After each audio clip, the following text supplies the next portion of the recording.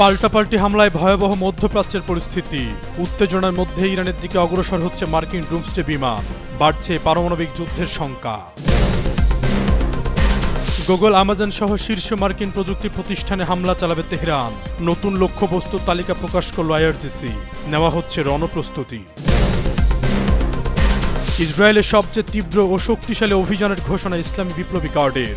তেল আবিবের হায়েলা স্যাটেলাইট যোগাযোগ কেন্দ্রে দফায় দফায় হামলা। প্রধান টার্গেট সামরিক স্থাপনা।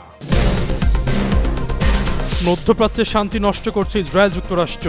তেহরানে মার্কিন হামলা ঘিরে দ্বিতীয়বারের মতো মুখ খুলল উত্তর কোরিয়া। ইরানের নতুন শাসক মুস্তাফা খামেনিকে সমর্থন।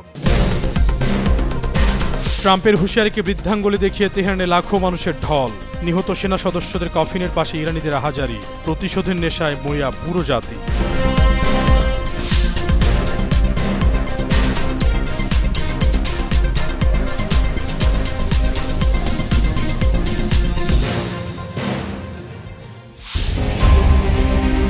ইরানে চলমান ইসরায়েল ও যুক্তরাষ্ট্রের সামরিক আগ্রাসনের মধ্যেই আকাশে মার্কিন নৌবাহিনীর বিশেষ ও রহস্যময় বিমান ডুমসডে প্লেনের তৎপরতা পরিলক্ষিত হয়েছে। বিমানটি পারমাণবিক যুদ্ধ বা জাতীয় বিপর্যয়ের সময় আকাশ থেকে সরকার পরিচালনার একটি ভ্রাম্যমাণ কমান্ড সেন্টার হিসেবে কাজ করে থাকে। ব্রিটিশ সংবাদ মাধ্যম দ্য ডেইলি মেইল গত ৯ মার্চ এই নিয়ে একটি প্রতিবেদন প্রকাশ করে। এতে দাবি করা হয়, গত ২৮ ফেব্রুয়ারি ইরান যুদ্ধ শুরু হওয়ার পর থেকে ফ্লাইট ট্র্যাকিং ডেটায় মার্কিন নৌবাহিনীর E-6B মার্কারি বিমানের একাধিক উড্ডয়ন শনাক্ত হয়েছে। বোয়িং 707 এয়ারফ্রেমের উপর ভিত্তি করে তৈরি করা এই বিমানগুলো মূলত পারমাণবিক হামলা শুরু হলে আকাশ থেকে পাল্টা সামরিক পদক্ষেপ ও কমান্ডো পরিচালনার জন্য নকশা করা হয়েছে। পারমাণবিক সাবমেরিন, সেনা ঘাঁটি ও স্যাটেলাইটে পৌঁছে দেওয়ার সক্ষমতা রয়েছে এই ভাসমান কমান্ড সেন্টারের। ফ্লাইট ডেটা বিশ্লেষণ করে দেখা গেছে, গত ২ মার্চ যুক্তরাষ্ট্রের আকাশে দুটি E-6B বিমানের বিশেষ উড্ডয়ন সম্পন্ন হয়। এর মধ্যে একটি মেক্সিকো উপসাগর উপকূল থেকে মেরিল্যান্ডের পাটুটেস্ট বিভার নেভার এয়ার স্টেশনে অবতরণ করে এবং অন্যটি নেব্রাস্কার অফুট এয়ার ফোর্সেস বেস থেকে উড্ডয়ন করে পুনরায় সেখানেই ফিরে আসে। ইঙ্গিত পাওয়া গেছে আরও বেশ কিছু বিমান আটলান্টিক মহাসাগর পাড়ি দিয়ে পারস্য উপসাগরের দিকে অগ্রসর হচ্ছে। তবে এই বিশেষ উড্ডয়নগুলো নিয়ে মার্কিন প্রতিরক্ষা সদর দপ্তর পেন্টাগন কোনো মন্তব্য করতে রাজি হয়নি এবং তারা একে অপারেশনাল সিকিউরিটি হিসেবে উল্লেখ করেছে। ইরান যুদ্ধের মধ্যে ডুমসডে প্লেনের এই তৎপরতা পারমাণবিক যুদ্ধের আশঙ্কা জোরালো করা হয়েছে। এই বিমানগুলো মূলত টাকামো নামক একটি মিশনের অংশ হিসেবে কাজ করে, যা নিশ্চিত করে যে সাধারণ যোগাযোগ নেটওয়ার্ক ধ্বংস হয়ে গেলেও পারমাণবিক কমান্ড বা নির্দেশ যাতে যথাযথ স্থানে পৌঁছাতে পারে। মধ্যপ্রাচ্য মার্কিন ঘাঁটি ও দূতাবাসগুলোতে সাম্প্রতিক ইরানি ক্ষেপণাস্ত্র হামলার পর এই যুদ্ধকালীন কমান্ডো ব্যবস্থা সচল রাখার প্রয়োজনীয়তা আরও বেড়ে গেছে। বিশেষ করে রাশিয়ার গোয়েন্দা তথ্য তেহরানের সঙ্গে শেয়ার করার খবর আন্তর্জাতিক অঙ্গনে উত্তেজনার পারদ আরও বাড়িয়ে দিয়েছে। ডুমসডে প্লেনগুলো আকাশপথে দীর্ঘ সময় অবস্থান করে নিরাপদ যোগাযোগ ব্যবস্থা সচল করতে সক্ষম, যা সংকটের মুহূর্তে মার্কিন সামরিক সক্ষমতার প্রধান স্তম্ভ হয়ে দাঁড়ায়। আশরাফুল ইসলাম, যুগান্তর নিউজ। যুক্তরাষ্ট্র ও ইসরায়েলের সঙ্গে ইরানের চলমান সংঘাতের ১২তম দিন আজ। গত ২৮ ফেব্রুয়ারি থেকে শুরু হওয়া এই সংঘর্ষে ইরানের বিভিন্ন সামরিক ও বেসামরিক স্থাপনায় হামলা চালিয়ে যাচ্ছে যুক্তরাষ্ট্র ইসরায়েল। এতে প্রতিদিনে বাড়ছে হতাহতের সংখ্যা। তবে চলমান যুদ্ধ পরিস্থিতিতে এবার সম্ভাব্য নতুন লক্ষ্যবস্তুর তালিকা প্রকাশ করেছে ইরানের সামরিক বাহিনীর বিশেষ শাখা Islamic Revolutionary Guard Corps IRGC. তালিকায় মধ্যপ্রাচ্যে কার্যক্রম চালানো বড় বড় মার্কিন প্রযুক্তি কোম্পানির অফিস ও স্থাপনাগুলো রয়েছে।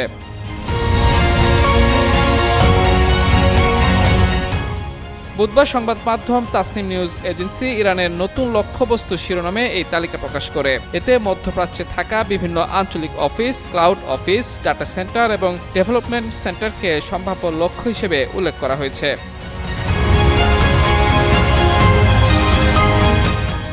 তালিকায় যেসব কোম্পানির নাম এসেছে তাদের মধ্যে রয়েছে Google, Amazon, Microsoft, Nvidia, IBM, Oracle ও পালান্তির টেকনোলজিস। এসব কোম্পানির ইসরায়েল সহ মধ্যপ্রাচ্যের বিভিন্ন স্থানে, বিশেষ করে দুবাই ও আবুধাবিতে থাকা অফিস বা প্রযুক্তি অবকাঠামোর কথা তালিকায় উল্লেখ করা হয়েছে। বলা হয়েছে, আঞ্চলিক যুদ্ধ ধীরে ধীরে অবকাঠামোগত যুদ্ধে রূপ নিচ্ছে, ফলে ইরানের বৈধ লক্ষ্যবস্তুর পরিধিও বিস্তৃত হচ্ছে।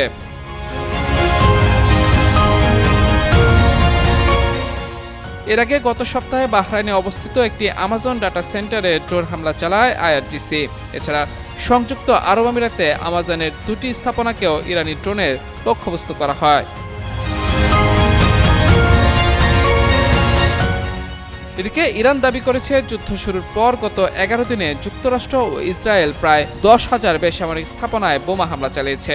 এসব হামলায় এখন পর্যন্ত 1,300 জনেরও বেশি বেসামরিক মানুষ নিহত হয়েছেন বলে জানিয়েছে তেহরান।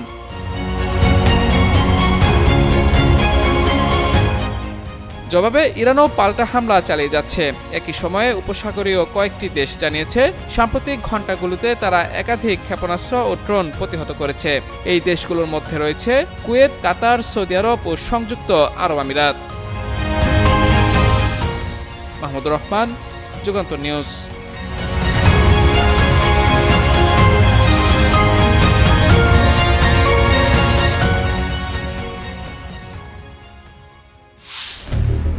গত 28 ফেব্রুয়ারি যুক্তরাষ্ট্র ও ইসরায়েলের সঙ্গে ইরানের যুদ্ধ শুরু হওয়ার পর থেকে এখন পর্যন্ত সবচেয়ে তীব্র ও শক্তিশালী সামরিক অভিযান শুরু করেছে দেশটির Islamic Revolutionary Guard Corps IRGC. ইরানের ফার্স নিউজ এজেন্সিতে প্রকাশিত এক বিবৃতিতে আইআরজিসি জানায় তারা তেল আবিবের দক্ষিণে অবস্থিত হায়লা স্যাটেলাইট যোগাযোগ কেন্দ্রে দ্বিতীয়বারের মতো হামলা চালিয়েছে।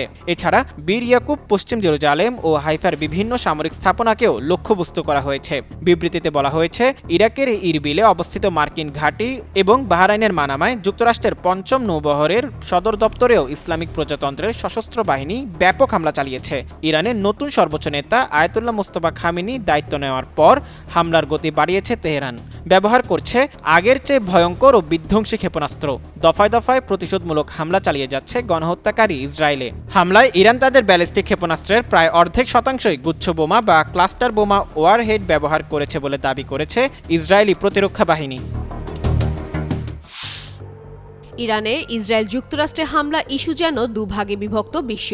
একদিকে ওয়াশিংটন, তেল আবিব, অন্যদিকে তেহরান। এমন প্রেক্ষাপটে যুদ্ধ নিয়ে মিত্রদের সমর্থনের বার্তা দিচ্ছে বিশ্বের শীর্ষ দেশগুলো। রাশিয়া, চীনের পর এবার ইরানের পাশে দাঁড়িয়ে যুক্তরাষ্ট্রে কড়া সমালোচনা করল উত্তর কোরিয়া। দেশটি বলেছে তেহরানের ওপর এই হামলা অবৈধ।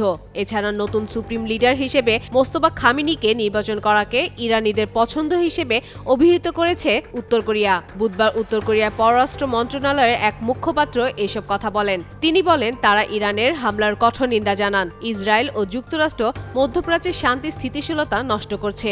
ইরানে অবৈধ হামলা চালিয়ে বিশ্বব্যাপী তারা স্থিতিশীলতা নষ্ট করছে। অন্য দেশের সরকারকে হেনস্থা করতে হুমকি ও হামলার গ্রহণযোগ্য নয় বলেও উল্লেখ করেছে দেশটি। উত্তর কোরিয়া আরও বলেছে ইরানের অ্যাসেম্বলি অব এক্সপার্ট নতুন যে সুপ্রিম লিডার নির্বাচন করেছে তাকে তারা শ্রদ্ধা জানান এবং এই নির্বাচনে ইরানিদের চাওয়া ফুটে উঠেছে। গণহত্যাকারী ইসরায়েল ও তাদের সহযোগী যুক্তরাষ্ট্রের আগ্রাসনে ইরানের বেশ কয়েকজন সেনা কমান্ডার নিহত হয়েছেন। বুধবার তাদের জানাজা অনুষ্ঠিত হয়েছে। এতে অংশ নিতে ওয়াশিংটন ও তেল আবিবের হামলা উপেক্ষা করে রাস্তায় নেমে এসেছেন দেশটির লাখ লাখ মানুষ।